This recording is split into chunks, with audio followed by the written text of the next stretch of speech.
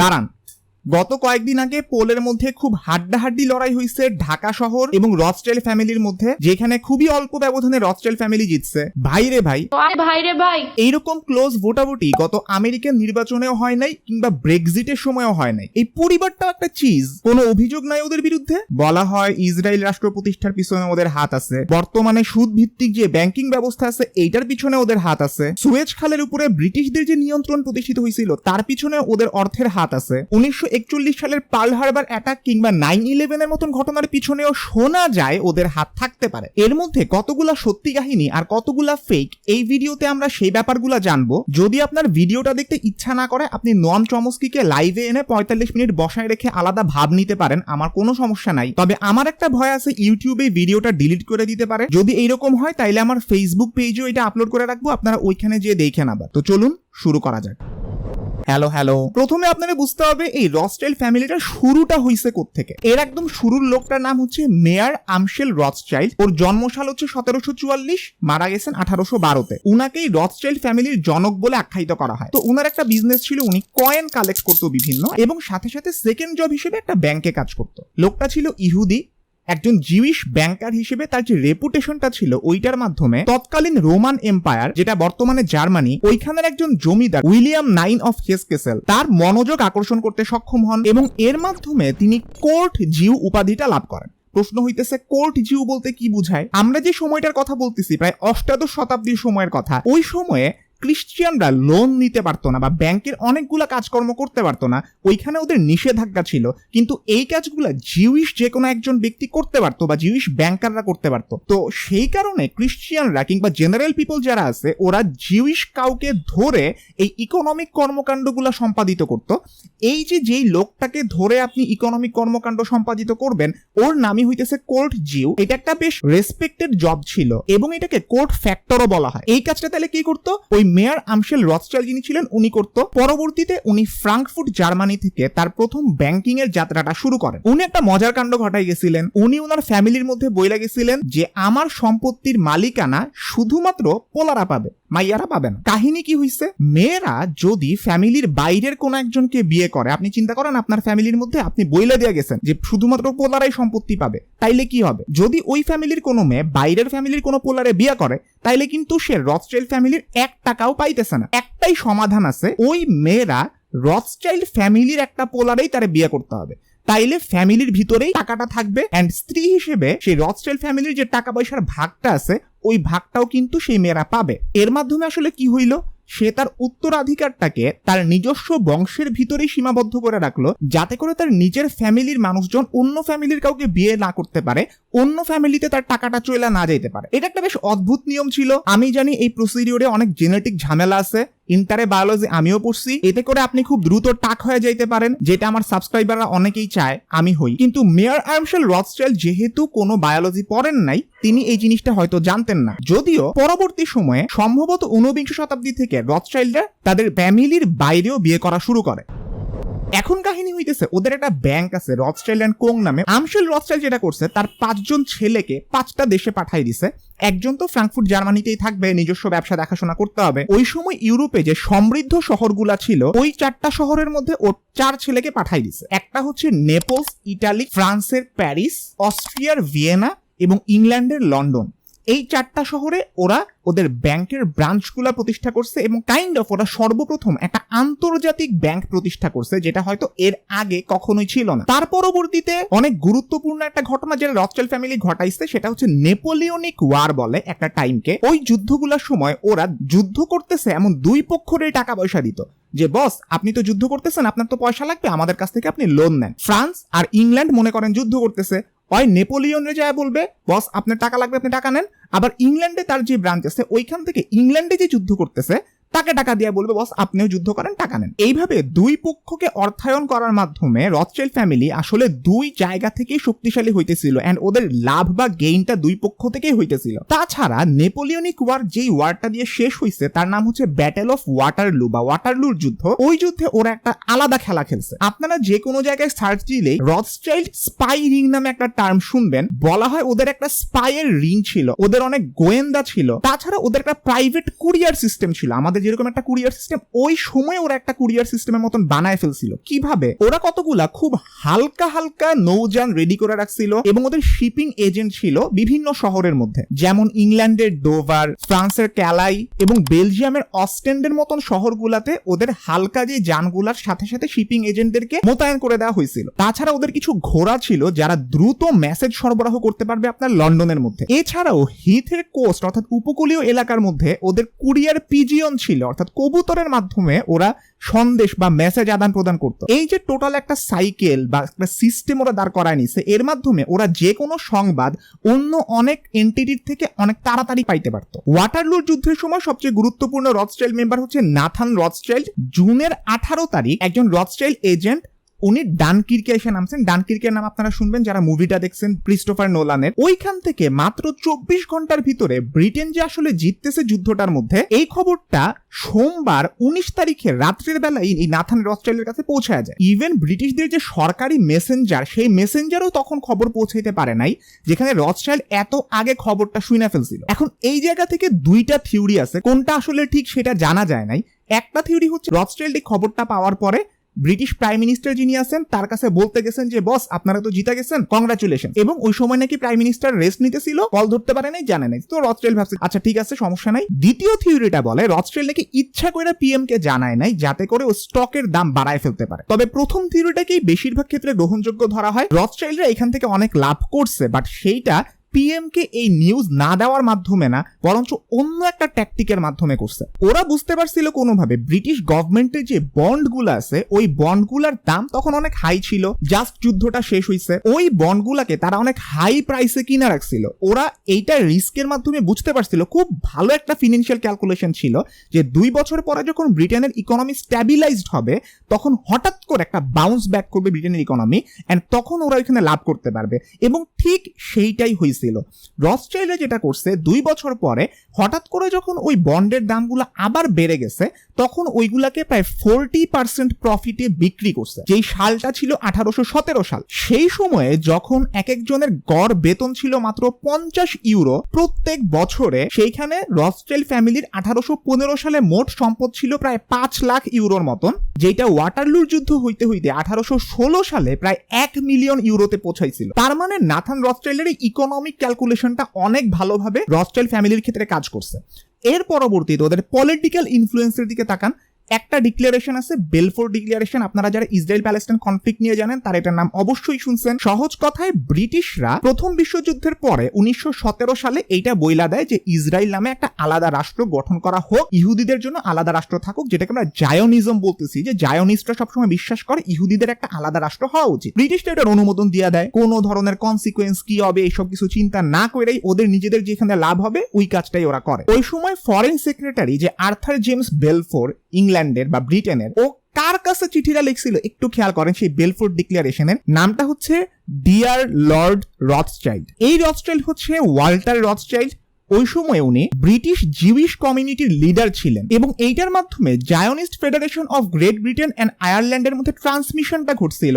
এবং এই ডিক্লারেশনটা কিন্তু পরবর্তী সংঘাতের একটা অন্যতম কারণ হিসেবে ধরা হয় 1948 সালে, যখন এই জায়োনিস্ট ইসরায়েলের সূত্রপাতটা ঘটে এবং দখলদারিত্ব চলতে থাকে। বেলফোর ডিক্লারেশনের যে ঘোষণাটা আছে এখানে বলা হয় মাত্র একটা সেন্টেন্স আছে এবং 67টা ওয়ার্ড আছে। এর মাধ্যমে অনেক বড় একটা সংঘাত যেটা আজ পর্যন্ত চলতেছে সেটা 1917 সালে ঘোষণা করে দেওয়া হয়। আমি যেহেতু একটু বিটলা প্রকৃতির মানুষ, আমি গুগল ডকের মধ্যে চেক করে দেখছিলাম যে আসলে এখানে 67টা ওয়ার্ড আছে কিনা, দেখলাম না আসলেই আছে। এখানে আমি ভাবছিলাম কোন একটা ভুল থাকবে 67 ওয়ার্ডের মধ্যে, এটা ধরে আমি পুরো দুনিয়াকে হতবাক করে দিব, বাট কোনো ধরনের ভুল না পাই আমি হতাশ হয়েছি। আজারবাইজানের মধ্যে যে তেল ইন্ডাস্ট্রিটা আছে, আজারবাইজানের রাজধানীর নাম হচ্ছে বাকু। বাকুর যে অয়েল ইন্ডাস্ট্রি সেটা 19বিংশ শতাব্দীর দিকে রাশিয়ান এম্পায়ারের হাতে ছিল এবং অয়েল ইন্ডাস্ট্রির দিক থেকে ওরা অনেক বুম করতেছিল, অনেক ইনক্রিজ হইতেছিল ওদের অয়েল প্রোডাকশনটা। এর পিছনে ধারণা করা হয় অনেক লোকাল এবং ফরেন ইনভেস্টমেন্ট কাজে লাগছে। আর এই ইনভেস্টরদের মধ্যে একটা ফ্রেঞ্চ ইনভেস্টর অনেক গুরুত্বপূর্ণ ভূমিকা পালন করছে। এদেরকেই বলা হয় রথস্টাইল্ড ব্রাদার্স। ওদের ফ্রেঞ্চ ভার্সনটা বা ফ্রেঞ্চ ব্রাঞ্চটা যেটা আছে ওইখান থেকে অনেক ইনভেস্টমেন্ট আসছে অ্যান্ড এর মাধ্যমে আজারবাইজানের রাজধানী বাকুর মতন পুরো একটা অয়েল ইন্ডাস্ট্রির উত্থান ওরা করতে সক্ষম হয়েছিল। এই উত্থানটা এতটাই বড় ছিল যে 19 শতাব্দীর শেষ নাগাদ ওয়ার্ল্ডের অর্ধেক তেল ওই বাকু থেকে উৎপাদিত হইতো। এইখানেই বোঝা যায় যে রথস্টাইল্ডদের টাকার খেলাটা আসলে কত দূর পর্যন্ত বিস্তৃত। সুয়েজ খালের দিকে তাকান। ঘটনাটা হইতেছে 1875 সালে মিশরের খেদিভ বলে, যেটাকে বলা হয় ভাইসরয় উপাধিটা যখন দেওয়া হয় মিশর ওটাকে খেদিভ বলতো। 1805 থেকে 1914 সাল পর্যন্ত এই রীতিটা ছিল। তো 1875 যে খেদিভ ছিল মিশরের, সে ব্যাংকরাপ্ট হয়ে গেছিল এবং সে কারণে সে ঠিক করছিল সুয়েজ খালের শেয়ার সে বিক্রি করবে। এখানে বলে রাখা দরকার, তৎকালীন সময় সুয়েজ খাল দিয়ে যতগুলা জাহাজ যাইতো তার 5 ভাগের 4 ভাগই ছিল ব্রিটিশ জাহাজ। তো তখন বেঞ্জামিন ডিসরাইলি যে ব্রিটেনের প্রধান ছিল, তখন সুয়েজ খালের 44% শেয়ার সে নিজেই কিনা নিছিল। এই টাকাটা কার কাছ থেকে আসছিল? রথস্টাইল্ড ফ্যামিলির কাছ থেকে আসছিল। শেয়ারটার মূল্য ছিল প্রায় $4 মিলিয়ন এবং এটা বেশ লাভজনক একটা পারচেজ ছিল। এই $4 মিলিয়ন যেটা 1875 সালে ছিল, 1898 সালে এটার মূল্যমান বাইরে হয়েছে 24 মিলিয়ন এবং 1914 সাল আসতে আসতে এইটার মূল্যমান 40 মিলিয়নের মধ্যে দাঁড়াইছিল। বেঞ্জামিন ডিসরাইলিকে প্রথম অনেক সমালোচনা করা হইতেছিল যে কেন ভাই আপনি এটা করতেছেন, এর অনেক রিস্কি একটা কাজ। সে পার্লামেন্টের সাথে কনসাল্ট কোনো রকম না করে খুব তাড়াহুড়া করে এই ডিসিশনটা দিয়ে দিছিল, কিন্তু পরবর্তীতে কেউ আর এটা নিয়ে বেশি উচ্চবাচ্য করে নাই, কারণ এটা কিন্তু সফল হয়েছিল। And then there is the Russian influence in the Middle East. No. Britain must have a stake in the canal. For a sum such as £4 million, the decision should be taken by Parliament. Parliament is not in session. Is it up to us, to the 12 of you sitting here? You said yourself it is a matter of urgency, Prime Minister. We cannot approach the Bank of England before Monday. And then there will be endless inquiries and committees to go through for such a large amount. Must have a decision. There's no way we can raise it quickly enough. It's impossible. Do I have your agreement, yes or no? Yes.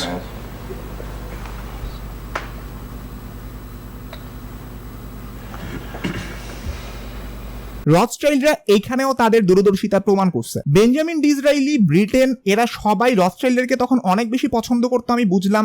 ওরা তখন রথস্টাইল্ডদেরকে এমন ভাবে চুম্মা দিত যেভাবে আমি আমার mic স্ট্যান্ডকে চুম্মা দেই। এইটার জন্য বাঙালি জাতি অলরেডি আমাকে ইমরান হাশমির সাথে তুলনা করা শুরু করছে, যা নিয়ে আমি অত্যন্ত গর্বিত। চুম্মাচাটি করেন, ঠিক আছে, কোনো সমস্যা নাই, কিন্তু রথস্টাইল্ডদের দেখলে থাপড়াইতে পারে এইরকম মানুষও পৃথিবীতে অভাব নাই। ওদেরকে নিয়ে প্রচুর ষড়যন্ত্র তত্ত্ব বা কনস্পিরেসি থিওরি আছে, যেটা সত্যিও হইতে পারে আবার মিথ্যাও হইতে পারে।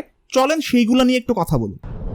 প্রথম একটা কনস্পিরেসি থিওরি বলা হয়, যেটাকে বলা হয় নিউ ওয়ার্ল্ড অর্ডার কনস্পিরেসি বা NWO। ওইখানে বলা হয় যে রথস্টাইল্ডরা নাকি বোথ ওয়াল স্ট্রিট এবং ইউএস যে ফেডারেল রিজার্ভ সিস্টেমটা আছে, যেটা ইউএস এর সেন্ট্রাল ব্যাংক, এই দুইটারই একদম কেন্দ্রবিন্দু বা চালকের আসনে রথস্টাইল্ডরা বসে আছে। যদিও এখানে আপনারা খেয়াল রাখবেন, অনেক জায়গাতে বলা হয় ফেডারেল রিজার্ভ সিস্টেম হচ্ছে একটা প্রাইভেটলি ওন্ড এন্টিটি।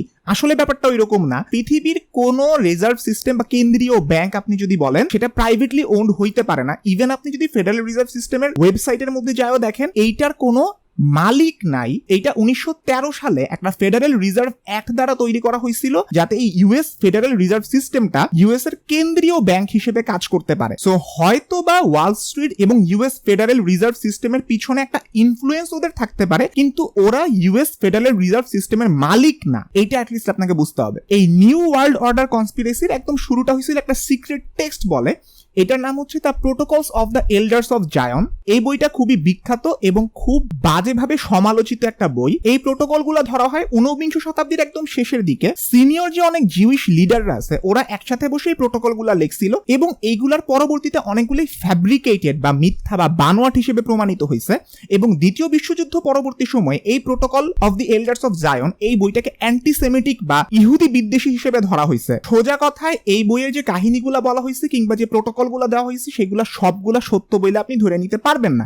ইভেন আমাদের দেশে যে অনেক বিখ্যাত একটা বই, হেনরি ফোর্ডের অনেক জনপ্রিয় একটা বই, সিক্রেট অফ জায়নিজম বলা হয়, এটাও কিন্তু লেখা হয়েছে protocols of the elders of জায়নকে বেস করে, যেটা নিজেই fabricated. So secret of Zionism আপনারা যখন পড়বেন, তখন আপনারা নিজেরা পড়তেই পারেন, অবশ্যই কোনো সমস্যা নাই, কিন্তু নিজের থেকে এটার সবকিছুকে সত্য বলে ধরে নেবেন না। এটা সত্যও হইতে পারে, মিথ্যাও হইতে পারে। কনস্পিরেসি থিওরির ব্যাপারটাই হচ্ছে এইটা। ওই সময় অনেক কিছু অ্যান্টিসেমিটিক হিসেবে ধরা হইতো। আপনাদেরকে একটু বুঝতে হবে অ্যান্টিসেমিটিক অ্যান্ড অ্যান্টি জায়নিস্ট এই দুইটা কথার মানে কি। আপনি যদি জায়নিজমের বিরোধিতা করেন, যে মনে করেন ইসরায়েল রাষ্ট্রটা প্রতিষ্ঠা হওয়া উচিত না, এইটাকে বলা হয় অ্যান্টি জায়নিজম। এইটা অনেক ইহুদিরা নিজেরাও করে, অনেক ইহুদি নিজেরাই বিশ্বাস করে না যে ইসরায়েল নামে একটা আলাদা রাষ্ট্র থাকা উচিত। আর অ্যান্টি সেমিটিজম এইটা হচ্ছে ওভারঅল একটা নেগেটিভ ধারণা। আপনি পুরা ইহুদি জাতির বিরুদ্ধে ডাইরেক্টলি একটা অভিযোগ লাগাই দিতেছেন যে পুরা ইহুদি জাতি খারাপ। এই জিনিসটার বিরোধিতা অনেক জায়গাতেই করা হয়, এই জিনিসটার সমালোচনা অনেক জায়গাতেই করা হয়। ইভেন মেহেদি হাসান আর ইলান পাপে ওরা কিন্তু একটা ডিবেট করছে এটার পক্ষে যে অ্যান্টি সেমিটিজম আর অ্যান্টি জায়নিজম দুইটা জিনিস এক না। অ্যান্টি জায়নিজমকে আপনি পজিটিভলি ধরতে পারেন, কিন্তু অ্যান্টি সেমিটিজমকে ওরা কোনোদিনই সাপোর্ট করে না। ওই সময় কিন্তু অনেকেই অ্যান্টি সেমিটিক এই নোশনটা ধরে রাখতো। যেমন নরওয়েজিয়ান যে কনস্টিটিউশন বা সংবিধান ছিল 1814 সালে, ওইটার মধ্যে ডিরেক্ট একটা সংবিধানের মধ্যে ডিরেক্টলি জিউসদেরকে বা ইহুদিদেরকে ব্যান ঘোষণা করা হয়েছিল। আমরা যে মেয়ার আমশেল রথস্টাইল্ডের কথা শুনতেছিলাম, সে যখন বড় হয়েছিল তখন এক জায়গায় 2 ইহুদির বেশি একসাথে হাঁটতে পারবে না একটা স্ট্রিট দিয়ে, এইরকম নিয়ম করা ছিল। সো ইহুদিদেরকে কিন্তু গোটা ইতিহাসের মধ্যে অনেক অত্যাচারেরই সম্মুখীন হইতে হয়েছে। আবার ওরা অনেক নিজেরাও অনেক ষড়যন্ত্রের ভিতরে লিপ্ত ছিল। এই কনস্পিরেসি থিওরির অনেক বড় একটা নিয়ামক হচ্ছে একটা লোক যার নাম ডেভিড ভন আইক। উনি একজন ইংলিশ পার্সন, উনি একজন ইংলিশ কনস্পিরেসি থিওরিস্ট, যিনি নিজে অনেক জনপ্রিয় বিভিন্ন জায়গাতে। তবে শুধুমাত্র জনপ্রিয়তা পাওয়াই সেম জিনিস না, এই লোকের কিছু সমস্যা আছে। ওই যে বইটার নাম বলছিলাম protocols of the elders of Zion, এইটাকে উনি এন্ডোর্স করছিল, বলছিল এই বইটা ভালো। আরো 2টা বইকে উনি এন্ডোর্স করছে, এটার নাম হচ্ছে দ্য রোবটস রেবেলিয়ন এবং and the truth shall set you free.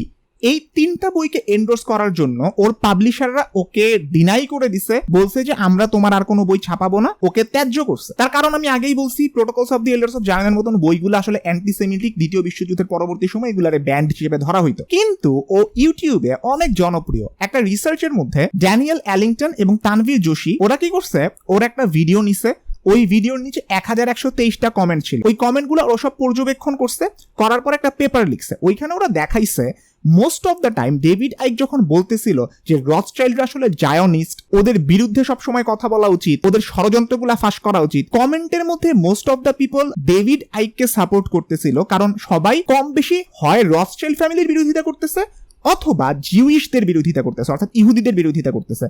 আমরা জানি ঐতিহাসিকভাবে জিউইশদেরকে কন্টিনিউয়াসলি অনেক বিরোধিতা করা হয়েছে, এই ব্যাপারে কোনো সন্দেহ নাই। যদি one of the most hated ethnic entity থাকে তাইলে ওর মধ্যে জিউসরা অবশ্যই থাকবে। আপনি এটা এখনো দেখবেন, এখনো যদি আপনি ইউটিউবের মধ্যে রথস্টাইল্ড ফ্যামিলি দিয়ে সার্চ দেন, যারা রথস্টাইল্ড ফ্যামিলির পক্ষে কথা বলছে বা তাদের কোনো ভালো কিছু বলছে, ওদের এখানে ডিসলাইক অনেক বেশি পরিমাণে পড়ছে। ইভেন আমার এই ভিডিওর মধ্যেও হয়তো অনেক বেশি পরিমাণে ডিসলাইক পড়বে, কারণ অনেক জায়গাতে আমি ওদেরকে কনস্পিরেসি থিওরি থেকে বাইর করার সুযোগ করে দিতেছি। তবে যেটা বলতেছিলাম, ডেভিড আইক লোকটা যে এত বেশি জনপ্রিয়, তার কিছু সমস্যা আছে। সে বিশ্বাস করে যেটা, যে পুরা পৃথিবী এখন একটা হাইজ্যাক্ট অবস্থার মধ্যে আছে। কারা হাইজ্যাক করছে? এক ধরনের সরীসৃপ প্রাণী যারা ইন্টার ডাইমেনশনাল, বিভিন্ন মাত্রাতে, আমরা তো জানি একক, দ্বিতীয়, তৃতীয়, চতুর্থ মাত্রা, পঞ্চম মাত্রা পর্যন্ত আছে, বিভিন্ন মাত্রাতে যাতায়াত করতে পারে। এদের নাম আছে, এদের নাম হচ্ছে আর্কনস বা অ্যানুনাকি। এরা হইতেছে এক ধরনের হিউম্যান আর্কন হাইব্রিডাইজড স্পিসিস। ওরা রেপটিলিয়ান বা সরীসৃপ, ওরা শেপ শিফট করতে পারে। এবং এই পুরো সংঘটাকে বলা হয় ব্যাবিলনিয়ান ব্রাদারহুড বা ইলুমিনাটি বা এলিট। ডেভিড আইকের মতে এই সংঘটা ব্যাবিলনিয়ান ব্রাদারহুড, ওরা পুরা ওয়ার্ল্ডকে ম্যানিপুলেট করতেছে, মানুষের মধ্যে একটা ভয় জাগায় রাখতেছে, যেটার মাধ্যমে যে নেগেটিভ এনার্জিটা প্রডিউস হয় এটা আর্কনরা ওরা নিয়ে নিতেছে, এন্ড ওদের এইভাবেই বেঁচে থাকতে হয়। এখন বুঝেন ডেভিড আইকের কথা আপনি বিশ্বাস করবেন কি করবেন না। ওর যে স্পিচটা নিয়ে রিসার্চটা হয়েছিল, ওই স্পিচটা এখন আর নাই ইউটিউবে, আমি দেখছি। এই কারণে বলতেছিলাম আমার এই ভিডিওটাও নাই হয়ে যেতে পারে। এইবার আসা যাক রথস্টাইল্ড ফ্যামিলির যে সম্পদ, ওইটা নিয়ে অনেক কথা হয়। ওদের সম্পদ আসলে এই ব্যাপারেও কিন্তু 2টা থিওরি আছে। একটা হচ্ছে রথস্টাইল্ডের পক্ষে জিজ্ঞেস করা হয় যে ফোর্বস লিস্টের মধ্যে ভাই রকারফেলার কিংবা রথস্টাইল্ডের মতন ফ্যামিলিগুলোর নাম নাই কেন। এইটার পক্ষের যে লজিকটা দেওয়া হয়, রথস্টাইল্ড ফ্যামিলি আসলে অনেক বড় একটা অঙ্কের মালিক, কিন্তু এখন এত বেশি রথস্টাইল্ড হয়ে গেছে যে ওদের মধ্যে সম্পদটা ডাইলিউট হয়ে গেছে, দ্রবীভূত হয়ে গেছে এবং কমতেছে। মানে আপনি দেখেন একই সম্পদ যদি অনেকজন মানুষ নিয়ে রাখে তাইলে কিন্তু এক একজনের কাছে খুব কম সম্পদ আছে।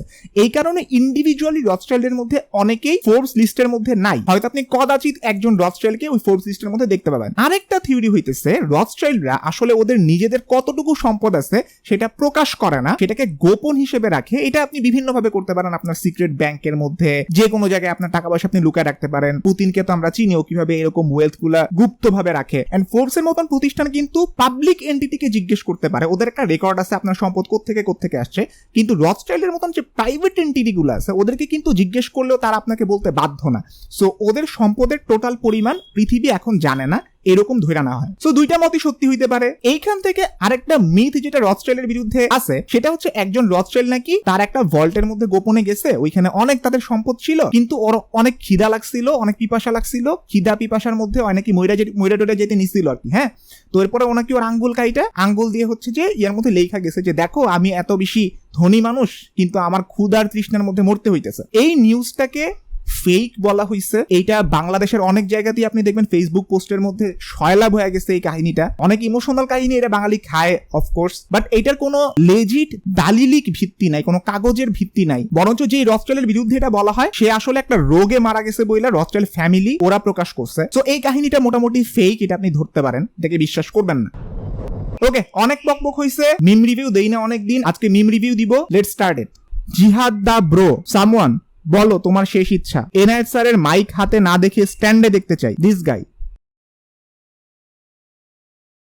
আমার প্রথম প্রশ্ন, ডিজনি জাহিদ হাসানের উপরে কেন কপিরাইট ক্লেম দেয় নাই? উইল স্মিথ যদি এখন ওরে দেখে এই অবস্থার মধ্যে যে সে সিয়াম ভাইরে মরুভূমির মধ্যে স্প্রাইট খাওয়াইতেছে, তাহলে তো তুলকালাম কাণ্ড হয়ে যাবে। সে তার মুখ কেমন দেখাবে আমি জানি না। আমি এই ব্যাপারে দ্বৈত অধিকার সংরক্ষণ নীতিমালায় মামলা করতে চাই, এটা আপনারা কাইন্ডলি উইল স্মিথকে জানাবেন। প্রীতম চাকি, ইফ মাইক হাতে ধরা is an art, then Enayet Chowdhury Picasso in it. TV, YouTube, Facebook যেখানেই হোক মাইক হাতের থেকে নামবে না, মেইন স্ট্রিম কিংবা সোশ্যাল যে কোনো মিডিয়াই হোক। জ্যাব ইইডি, র্যান্ডম মুরব্বিগণ দাওয়াত খাওয়ার পর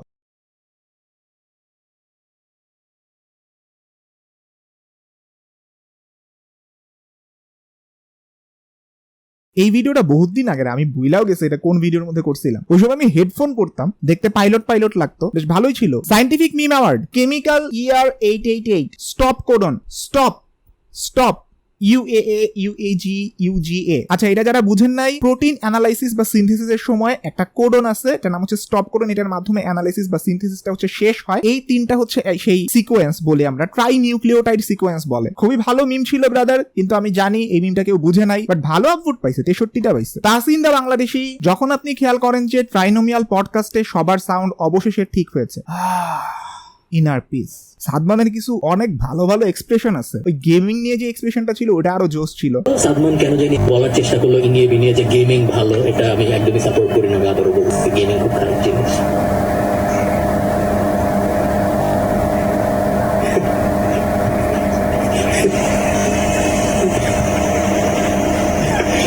Ladder Vegetable 532, men will be man, girls, OMG, I don't know what to wear, boys, 2000, 2010, 2016, 2021, 112টা আপভোট। মানে আমার পাঞ্জাবি নিয়ে যেসব ক্যাচালগুলো হয় ওগুলাতে মানুষ অনেক মজা পায়, আমি এটা বুঝতে পারি। বাট এখন আমার জামা কাপড় চেঞ্জ হয়েছে, এটা আপনারা দেখতেছেন, সমস্যা নাই। এখন এইটাও আমি আরো 1 বছর চালাবো ভাবতেছি, যাতে আপনারা আরো বেশি বেশি কমেন্ট করতে পারেন এর উপরে। মেকানিক জেনারেল 2691, যখন বাবা মা আমার সাথে আমার ভবিষ্যৎ নিয়ে কথা বলতে চায় তখন আমি বাবা মা আমি। ইটস ভেরি স্যাড যখন আপনি সাদমানকে মা হিসেবে চিন্তা করেন, ব্যাপারটা খুবই উইয়ার্ড, বাট ওভারঅল ঠিক আছে।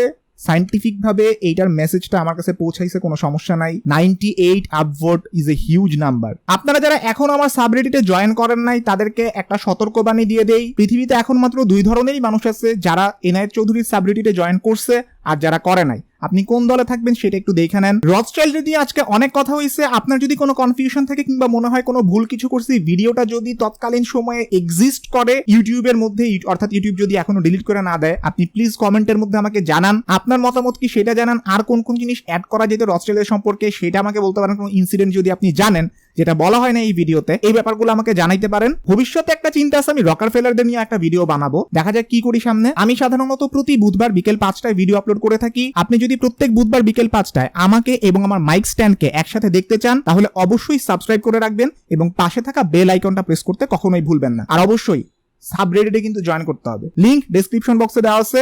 সবাই ভালো থাকবেন, সুস্থ থাকবেন, দেখা হবে ইনশাল্লাহ পরবর্তী বুধবার কিংবা তার আগেও দেখা হইতে পারে। আল্লাহ হাফেজ।